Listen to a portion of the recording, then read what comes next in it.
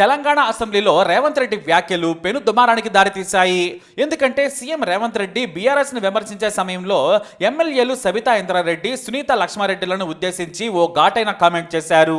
కేటీఆర్ ని ఉద్దేశించి, మీ వెనుకున్న అక్కలను నమ్మొద్దు, మొన్నటి వరకు వాళ్ళు మా వెనుకుండి మమ్మల్ని ముంచిపోయారు, ఇప్పుడు మిమ్మల్ని ముంచుతారు, ఆ అక్కలను నమ్ముకుంటే మీ బతుకు జూబ్లీ బస్టాండ్ అవుతుందన్నారు సీఎం రేవంత్ రెడ్డి. ఆ మాటలపై సబితా ఇంద్రారెడ్డి ఆగ్రహం వ్యక్తం చేశారు. ముఖ్యమంత్రి హోదాలో ఉండి మంచి మర్యాద లేకుండా మాట్లాడుతున్నారు. ఆ రోజు నేను కాంగ్రెస్లోకి మిమ్మల్ని ఆహ్వానించాను, మీరు కాంగ్రెస్లోకి రండి, మీరు సీఎం అయ్యే అవకాశం కూడా మీకు వస్తుంది, మంచి భవిష్యత్తు ఉంటుందని ఓ అక్కగా ఆశీర్వదించాను. కానీ మేము చేసిన తప్పేంటి, మమ్మల్ని నమ్ముకుంటే ఎందుకు బస్టాండ్ అవుతుందో సమాధానం చెప్పాలని కన్నీటి పర్యంతమయ్యారు సబిత. పార్టీలు మారడమే తప్పైతే మీరు ఏ పార్టీ నుంచి వచ్చారో చెప్పాలని డిమాండ్ చేశారు. మీరు నిన్నగాక మొన్న బీఆర్ఎస్లో నుంచి ఎమ్మెల్యేలను చేర్చుకున్నారు, మేము మాత్రమే పార్టీలను మార్చామా? నన్ను కాంగ్రెస్ పార్టీ పొమ్మన లేక ఎలా మెడలు బట్టి బయటకు గెంటిందో మీకు తెలియదా అంటూ కన్నీటి పర్యంతమయ్యారు సబిత. మిమ్మల్ని ముఖ్యమంత్రి ఎందుకు టార్గెట్ చేశారో చెప్పాలి, మేము ఎవరిని మోసం చేశాము, ఏమి ఉంచామని నిలదీశారు సబిత. అయితే సీఎం రేవంత్ రెడ్డి మళ్లీ మైక్ తీసుకుని అసెంబ్లీలో సమాధానం ఇచ్చారు. సబితక్క ఇద్దరు వ్యక్తుల మధ్య జరిగిన ప్రైవేట్ సంభాషణను బయటపెట్టారు, కాబట్టి నేను దానికి కొనసాగింపుగా ఏం జరిగిందో చెబుతానన్నారు. నన్ను పార్టీలోకి రమ్మన్న మాట వాస్తవమే, నన్ను ఆశీర్వదించిన మాట వాస్తవమే, కానీ నేను కొడంగల్లో ఓడిపోయిన తర్వాత మల్కాజ్గిరిలో పోటీ చేయమని సలహా ఇచ్చింది సబితక్కే. నేను కూడా మల్కాజ్గిరిలో పోటీ చేస్తానని ప్రకటించాను. కానీ నేను ఒకవైపు ఎంపీగా పోటీకి దిగగానే వెళ్ళి బీఆర్ఎస్ పార్టీలో చేరి మంత్రి పదవి తీసుకున్నారు. ఒక తమ్ముడిగా నాకు అండగా ఉంటానని మాటిచ్చారు కదా, మరి ఎందుకు లేకుండా మీరు పార్టీ మారని, ఇది మోసమేనని ఆయన సబితను నిలదీశారు. దీంతో తనకు సమాధానం చెప్పే అవకాశం ఇవ్వాలని డిమాండ్ చేయగా స్పీకర్ సబితకు మైక్ ఇవ్వలేదు. పైగా తనకు గవర్నర్ రిసీవ్ చేసుకునే సమయం ఆసన్నమైందని వెళ్లిపోయారు ముఖ్యమంత్రి. అయితే మీరుండాలి, మేము చెప్పే సమాధానం వినాలని డిమాండ్ చేశారు బీఆర్ఎస్ ఎమ్మెల్యేలు. అయితే తాను వస్తాను, మీ అందరికీ కలిపి సమాధానం ఇస్తానని చెప్పుకొచ్చారు. కానీ సబితకు మైక్ ఇవ్వలేదు. ఇంతలో డిప్యూటీ సీఎం మల్లు బట్టి విక్రమార్క మైక్ అందుకున్నారు. సీఎం రేవంత్ రెడ్డి కంటే కూడా ఘాటు వ్యాఖ్యలు చేశారు బట్టి. మీరు మోసమే చేశారు, ఆ రోజు మీకు కాంగ్రెస్ ఏం తక్కువ చేసింది? ఉమ్మడి రాష్ట్రంలో 10 ఏళ్లు మంత్రిగా ఉన్నారు, అన్ని పదవులను అనుభవించారు, మీ కొడుకుకి ఎంపీ టికెట్ కూడా ఇప్పించారు. ఆ రోజు పార్టీ ఓడిపోగానే మీరు బీఆర్ఎస్లోకి వెళ్ళిపోయారు. నేను మిమ్మల్ని బ్రతిమలాడాను, మీరు వెళితే నాకు ఇచ్చిన అపోజిషన్ లీడర్ పదవి పోతుంది, మీరు సహకరించాలని కూడా కోరాను. కానీ మీరు మీ స్వార్థం కోసం వెళ్ళిపోయారు, మీకు పదవులే కావాలి, మోసానికి అర్థమే మీరని బట్టి ఫైర్ అయ్యారు. దీంతో గొడవ మరింత పెరిగింది.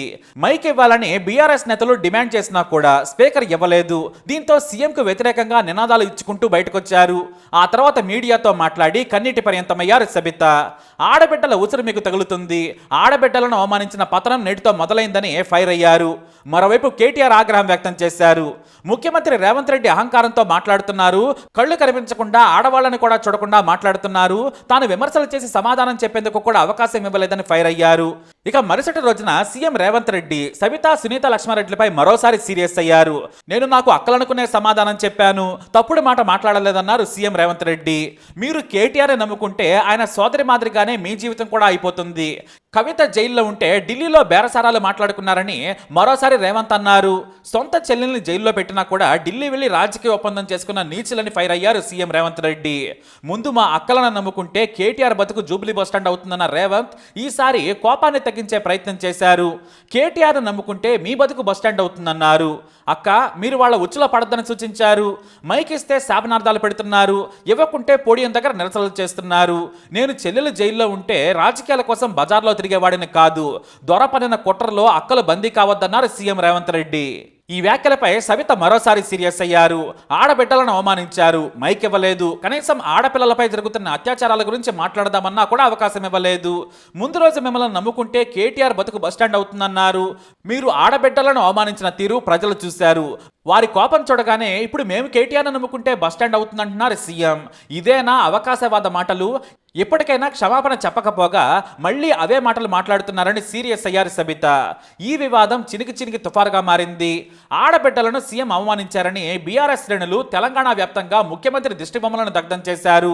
అయితే ఇప్పటికిప్పుడు ఎందుకు సబితా సునీత లక్ష్మారెడ్డి మీద కోపంగా అసెంబ్లీలో మాట్లాడారనే కమెంట్ వినిపిస్తుంది. తెర వెనుక ప్రయత్నాలు ఫలించక రేవంత్ రెడ్డికి కోపం వచ్చిందనే కమెంట్స్ వినిపిస్తున్నాయి. నాడు తాను అక్కగా పార్టీలోకి పిలిచారు. తర్వాత మల్కాజ్గిరి ఎంపీగా పోటీ చేసే సమయానికి బీఆర్ఎస్ లో చేరారు సబిత. మంత్రిగా పనిచేశారు. అయితే ఇప్పుడు రేవంత్ రెడ్డి సీఎం అయ్యారు. మెజారిటీ కూడా కాంగ్రెస్ కు బోటాబోటీగానే ఉంది. ఈ సమయంలో కాంగ్రెస్ సర్కార్ ఎప్పుడైనా మారిపోవచ్చని మాజీ సీఎం కేసీఆర్ పదే పదే చెబుతున్నారు. దీంతో ప్రభుత్వాన్ని కాపాడుకోవడంతో పాటు ఇటు బీఆర్ఎస్ ను రాజకీయంగా అణగదొక్కాలనే కసితో ఉన్నారు రేవంత్. అందుకే 11 మంది బీఆర్ఎస్ ఎమ్మెల్యేలను పార్టీలో చేర్చుకున్నారు. హైకమాండ్ వద్దని వారించినా కూడా రేవంత్ వినలేదు. ఎందుకంటే బీఆర్ఎస్ ను పోటీలో లేకుండా చేయాలనేది రేవంత్ ఆలోచన. ఇంతలో గద్వాల్ ఎమ్మెల్యే తిరిగి బీఆర్ఎస్ గూటికి చేరారు. అయితే సబితకు సునీత లక్ష్మారెడ్డిలతో రేవంత్కు మంచి అనుబంధం ఉంది. దూరపు బంధువులు కూడా. ఈ సమయంలో వీరిద్దరూ కాంగ్రెస్ పార్టీలోకి రాలేదన్న కోపం ఉందేమో. రేపు మిమ్మల్ని ముంచుతారని కేటీఆర్ను ఉద్దేశించి రేవంత్ రెడ్డి కామెంట్ చేశారనే విమర్శ వినిపిస్తోంది. పైగా సబితా ఇంద్రారెడ్డి సిటీ అవుట్స్కట్ లో ఉన్న కీలకమైన మహేశ్వర నియోజకవర్గానికి ప్రాతినిధ్యం వహిస్తున్నారు. ఆ ప్రాంతంలో రేవంత్ రెడ్డికి 4th సిటీ నిర్మించాలనే ప్లాన్ ఉంది. ఇటు రాజకీయంగా సునీత కూడా బలంగా ఉన్నారు. రెడ్డి సామాజిక వర్గానికి చెందిన తమ వారే సపోర్ట్ చేయడం లేదు. గతంలో కాంగ్రెస్ లో పనిచేసి మంత్రి పదవులు అనుభవించిన వాళ్లే వీళ్ళు. వీరిద్దరు కానీ వస్తే ఇక కేసీఆర్ బలహీనమైపోతారనేది రేవంత్ వ్యూహం. కానీ కాంగ్రెస్ లోకి వచ్చేందుకు సబిత కానీ ఇటు సునీత లక్ష్మారెడ్డి కానీ ఇష్టపడటం లేదు. కనీసం రెడ్డి సామాజిక వర్గం మీద ప్రేమతోనైనా కూడా వస్తారని భావించారు రేవంత్ రెడ్డి. ఎందుకంటే ఆయన రెడ్డి సామాజిక వర్గం నేతగా కూడా ఉన్నారు. అలాగే తాను సీఎంగా ఉన్నాను, అన్ని రకాలుగా ఆదుకుంటానని మాటిచ్చినా కూడా ఈ ఇద్దరు నేతలు రాకపోవడంతో ఆయన చాలా రోజులుగా కోపంగా ఉన్నారు. పైగా బయట అసెంబ్లీలో సబిత కాంగ్రెస్ ను టార్గెట్ చేశారు. అసెంబ్లీలో కూడా శుతిమెత్తగా మాట్లాడుతూనే ప్రభుత్వాన్ని ఇరుకున పెడుతున్నారు. మొన్నటికి మొన్న ప్రోటోకాల్ పాటించలేదని ఓడిన వారిని స్టేజ్ మీద కూర్చోబెడుతున్నారని సబిత నిరసన వ్యక్తం చేశారు. తాను కింద కూర్చొని నానా హంగామా చేశారు. దీంతో అన్ని వైపుల నుంచి సబిత సునీత లక్ష్మారెడ్డిలు ప్రభుత్వాన్ని ఆడుకుంటున్నారు. మరోవైపు కీలకమైన రంగారెడ్డిలో బీఆర్ఎస్ బలంగా ఉంది. రాబోయే రోజుల్లో హైదరాబాద్ గ్రేటర్ ఎన్నికలున్నాయి. దీంతో రేవంత్ రెడ్డి వారిని కాంగ్రెస్ లోకి ఆహ్వానించారట.